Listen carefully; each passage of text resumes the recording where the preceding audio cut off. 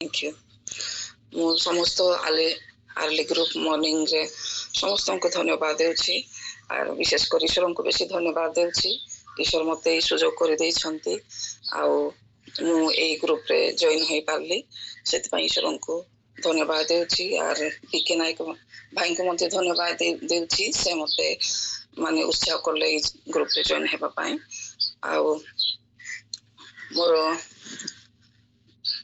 3.5 वर्ष आगर गोटे साक्ष्य मु देवी ईश्वर मोर साक्षर सारांश होची मो पाखक दुख आसीबा आगरु मो पाखक ईश्वर सांत्वना प्रभु जीशु मते सांत्वना दे पठे थिले सेटा मु कहिबा को चाहे आ मोर उड़िया कहिबा समय रे टिके टिके बंगला मिसी बंगाली मिसी जाए तो मते क्षमा करबे आ मो नाम होची रेजिना नायक आ मोर उदयगिरी ओडिशार उदयगिरी रे मोर जन्म आ 2001 साल रे मो बाहा हैला परे एठुको आसिली मो स्वामी आगरो 7 वर्ष आगरो एठे काम करूथिले तो बाहा हेबा परे मते एठुको आनिले तापरे मोर दुई में झियो हेले एठे जन्म हेले आ से माने हमरो 4 जनकर परिवार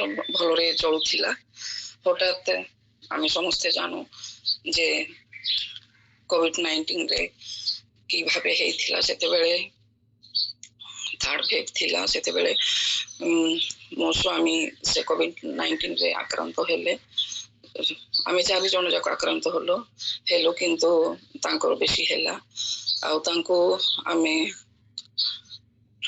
नर्सिंग होम रे देलो आ से दुईटा गोटे नर्सिंग होम परे आ गोटे नर्सिंग होम रे ट्रांसफर करा हैला दुईटा नर्सिंग होम रे 15 दिन प्राय थिले किंतु ईश्वरकर योजना अन्य किछि थिला आ से सुस्थ होई पारिलेनी आ जे दिन जून मे मासर 15 तारिख थिला से दिन 2021 साल रे आ से दिन मु से समय जेते बेले से मेडिकल रे थिले आमे समस्ते आक्रांत थिलो सेते बेले आमे सब समय प्रार्थना करू था तांको पाई आमे हेले असुस्थ थिलो मोर हेले बेसी कासी थिला आमे हम पाई प्रार्थना करू न थाउ किंतु तांको पाई प्रार्थना करू थाउ आ हमर आत्म सजन आ समस्ते समस्ते माने प्रेयर वॉरियर तार समस्ते से माने समस्ते प्रार्थना करूथिले किंतु ईश्वरकर योजना अन्य किसी थिला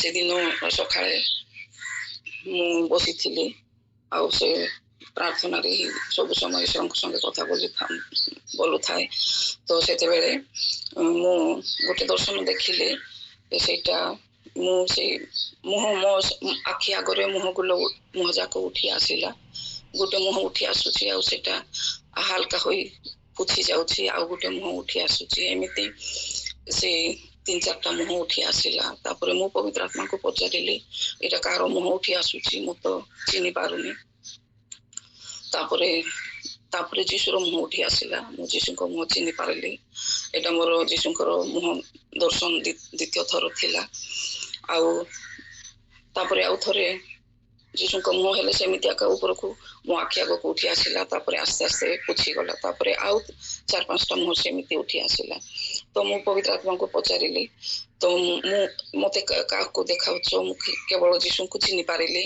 आ अन्य मानन को चिनी पारिली नाही सेते बेले पवित्र आत्मा मंत्र रे कहिले जे ए माने जीशुर शिष्य से ए मानन को ईश्वर बेसी प्रेम करूथिले किंतु ए माने बे पृथ्वी रे नाहंती एते की कहिले पवित्र आत्मा तापरे मु से समस्त मुह माने दुखित थिला आ मु सेही कथा जेते बेले मु सुनिली तापरे सेटा बेसी ध्यान देलिनी अन्य समय मु कोन स्वप्न बा दर्शन पाइले मो संगे संगे डायरी रे लिखे किंतु एटा मोर लिखवा परी सिचुएशन थिलानी तो मु सेटा माने भूली जाई कि खाली मो स्वामी को माने मनरे तांको कथा रे मो मनरे खाली तांको कथा एवं प्रार्थना सब समय चलु थाए तो सेटा लिखि पारिले नाही तापरे ऊपर बेले गोटे बेल को ମାନେ ଖବର ଆସିଲା ଯେ ତାଙ୍କେ ଆଉ ନାହାନ୍ତି। ତାପରେ ଆମକୁ ଆମ ଦେଢ଼ ଶ୍ୱଶୁର ହେଲେ ଏଇଠି ରହନ୍ତି କୋଲକାତାରେ ଅନ୍ୟ ଜାଗାରେ, ସେମାନେ ଆମମାନଙ୍କୁ ନେଇକି ଗଲେ ନିଜ ଘରକୁ। ତାପରେ ଆମେ ସେଇଠି ରହିଲୁ, ଆଉ ବୁଢ଼ୀ ହେଲେ ଆମମାନଙ୍କୁ ଦେଲେ ନାହିଁ, ସେମାନେ ନିଜେ ନିଜେ କରିଲେ, ଖାଲି ଆମମାନଙ୍କୁ ଦେଖିବାକୁ ଦେଲେ। ତାପରେ ଆମେ ସେଇ ଭାଇଙ୍କ ଘରେ ପ୍ରାୟ 1 ମାସ ରହିଲୁ। ତାପରେ ସେ 1 ମାସ ପରେ ଆଉ ଆମେ ଏଇଠୁକୁ ଆସିଲୁ ଆମ ଜାଗାକୁ, କାରଣ ତାଙ୍କର ଅଫିସରେ ମାନେ ଲେଟର ଦେବାର ଥିଲା, ଅନ୍ୟ କାମ ଥିଲା। ତାପରେ ସେଥିପାଇଁ ଆସିଲୁ ଆମେ। ତାପରେ ଆସିଲୁ, ତାପରେ ଯେତେବେଳେ ଭାଇଙ୍କ ଘରେ ଥିଲୁ ସେତେବେଳେ ମୁଁ ସେଇ ଭାବେ କାନ୍ଦି ପାରୁନଥିଲି, ସେମାନେ ସାନ୍ତ୍ୱନା ଦେଉଥିଲେ ଆଉ ସମସ୍ତେ ମୋ ପାଖାପାଖି ରହୁଥିଲେ। କିନ୍ତୁ ଆମ ଘରକୁ ଆସିଲା ପରେ ଆଉ ମୋର ଚିନ୍ତା ବେଶୀ ବଢିଗଲା।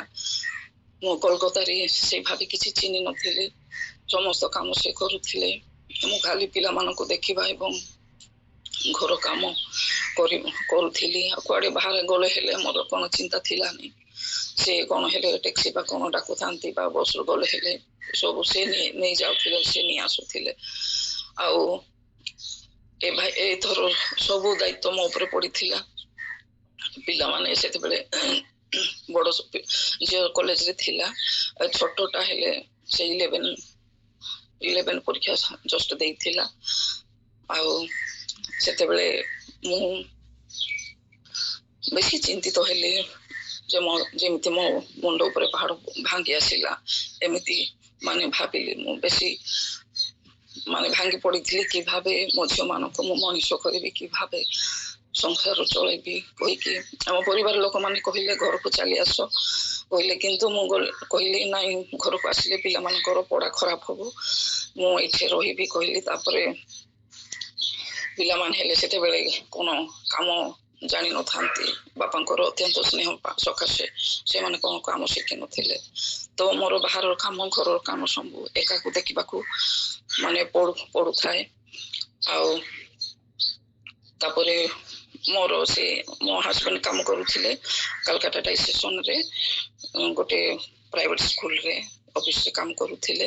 ତ ମତେ ମୋ ଦେଢ଼ ଶ୍ୱଶୁରଙ୍କର ସେ କାଲକାଟା ଡାଇସେସନରେ ଟିକେ ଅବଦାନ ବେଶୀ ରହିଛି ମଧ୍ୟ। ତ ସେଥିପାଇଁ ମତେ ସେ ସ୍କୁଲରେ କାମ ଦେଲେ। ତ ମୁଁ ଆଜି ଈଶ୍ୱରଙ୍କ ଅନୁଗ୍ରହରୁ ମୁଁ ସେ କାମ କରୁଛି। ଆଉ ଈଶ୍ୱର ମତେ ଆଗରୁ ବି କହିଥିଲେ ଯେ ପ୍ରକାଶିତ ବାକ୍ୟ 3 ଅଧ୍ୟାୟର ସେ 8 ପଦରେ, ତମର ଶକ୍ତି କମ ଥିଲେ ହେଲେ ତମେ ମୋ ପାଇଁ ତୁମେ କିଛି କରିଛ, ସେଥିପାଇଁ ମୁଁ ତମର ସକାଶୁ ମାନେ ଦ୍ୱାର ଖୋଲୁଛି। ମୁଁ ସେଇଟା ବାଂଲାରୁ କହିପାରିବି, ମୁଁ ଓଡ଼ିଆରୁ ସେତେ ମୁଖସ୍ଥ ନାହିଁ।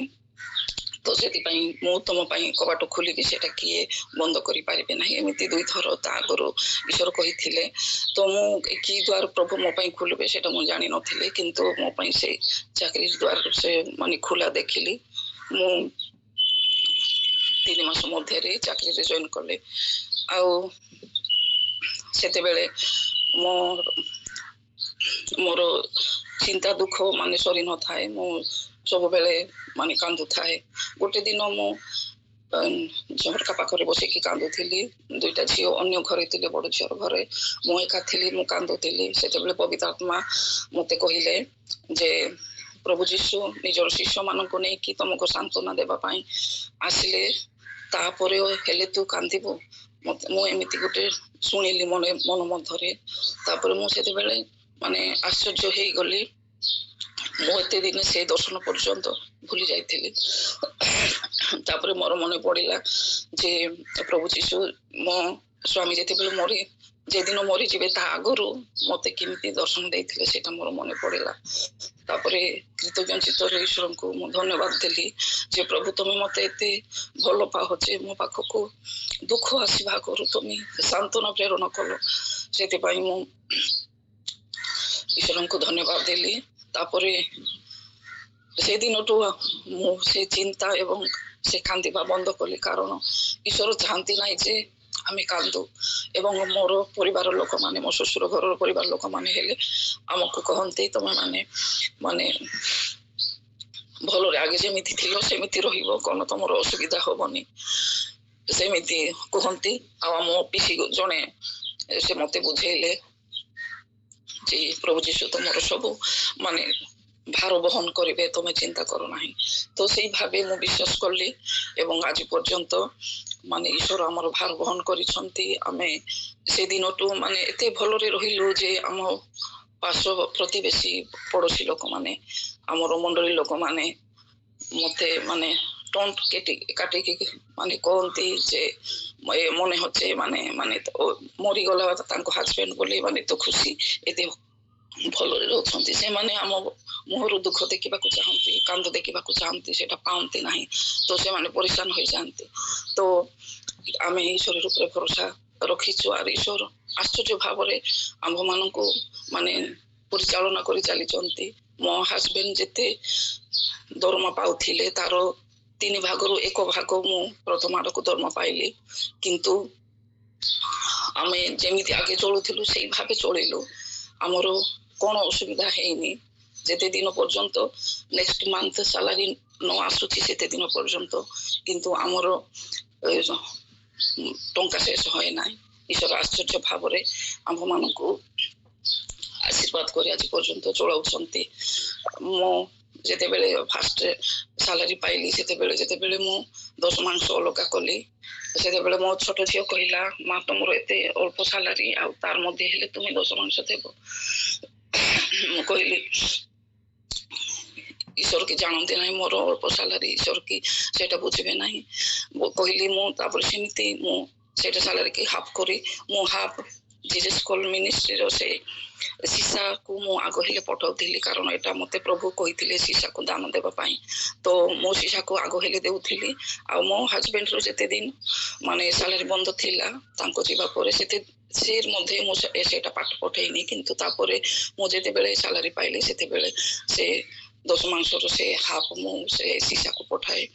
ତ ସେଥିପାଇଁ ଈଶ୍ୱର ଆମମାନଙ୍କୁ ଏତ ଅନୁଗ୍ରହ କରିଛନ୍ତି। ଆମ୍ଭେମାନେ ଯେ ପଇସା ଅଭାବର କ'ଣ କିଛି ମୋ ଝିଅମାନଙ୍କର ଇଚ୍ଛା ମୁଁ ପୂରଣ କରିନି, ମାନେ ପଇସା ନାହିଁ ବୋଲି ଏମିତି ହୋଇନି, କିମ୍ବା କ'ଣ ସମୟ ଅଭାବ ଆମେ ଦେଖିନୁ। ଈଶ୍ୱର ଅଦ୍ଭୁତ ଭାବରେ ଆମ୍ଭମାନଙ୍କୁ ପ୍ରତି ମାସ ଆଶ୍ଚର୍ଯ୍ୟ କାଜ କରି ଆମ୍ଭମାନଙ୍କୁ ଆଜି ପର୍ଯ୍ୟନ୍ତ ପରିଚାଳନା କରୁଛନ୍ତି। ସେଥିପାଇଁ ଈଶ୍ୱରଙ୍କ ମହାନାମ ଯୁଗେ ଯୁଗେ ଧନ୍ୟ ହେଉ। ଏବଂ ଆମ ସଙ୍ଗେ ଅଛନ୍ତି, ରହିବେ, ସେଇଟା ସେଥିପାଇଁ ଈଶ୍ୱରଙ୍କ ଅଶେଷ ଧନ୍ୟବାଦ ଦେଇଛି। ମୋର ଗୋଟେ ମାତ୍ର ମାନେ ଦୁଃଖର କାରଣ ହଉଛି ଯେ ଈଶ୍ୱର ଠାରେ ମୋର ପ୍ରାର୍ଥନା ଏଇଟା ଯେ ମୋ ବଡ଼ ଝିଅ ଟିକେ ଅବାଧ୍ୟ କରୁଛି, କିନ୍ତୁ ମୁଁ ପ୍ରଭୁଙ୍କ ଠାରେ ପ୍ରାର୍ଥନା କରିଛି। ପ୍ରଭୁ ମତେ ସେ ବାକ ଦେଇଛନ୍ତି ଯେ ସେ ଯୀଶୁଙ୍କର ଝିଅ ଯେଟା ମରି ଯାଇଥିଲା ସେଇଟା ଯୀଶୁ ଯେମିତି ସେ ଶୋଇ ଅଛି କହିଲେ ସେଇ ପଦଟା ମତେ ଦେଇଛନ୍ତି। ତ ମୁଁ ଈଶ୍ୱରଙ୍କ ଉପରେ ଭରସା ରଖିଛି ଈଶ୍ୱର ତାଙ୍କୁ ଗୋଟେ ଦିନ ଅବଶ୍ୟ ପରିବର୍ତ୍ତନ କରିବେ। ତ ସେଥିପାଇଁ ଆପଣମାନଙ୍କ ପାଖରେ ହେଲେ ମୋର ଅନୁରୋଧ, ଆପଣମାନେ ହେଲେ ମୋ ଝିଅଙ୍କ ପାଇଁ ପ୍ରାର୍ଥନା କରିବେ। ତାଙ୍କ ପାଇଁ ଅବଶ୍ୟ ଈଶ୍ୱରଙ୍କର ଯୋଜନା ଅଛି, ସେମାନେ ଯେମିତି ଈଶ୍ୱରଙ୍କର ଯୋଜନାରେ ଚଳିପାରିବେ ସେଇ ଅନୁଗ୍ରହ ଈଶ୍ୱର କରନ୍ତୁ। ଆମର ସାକ୍ଷ୍ୟ ଶୁଣିବା ପାଇଁ ଧନ୍ୟବାଦ ଦେଇ ଈଶ୍ୱରଙ୍କୁ ଧନ୍ୟବାଦ ଦିଏ। ମୁଁ ଏଠି ରହିଲି। ଆମେନ୍।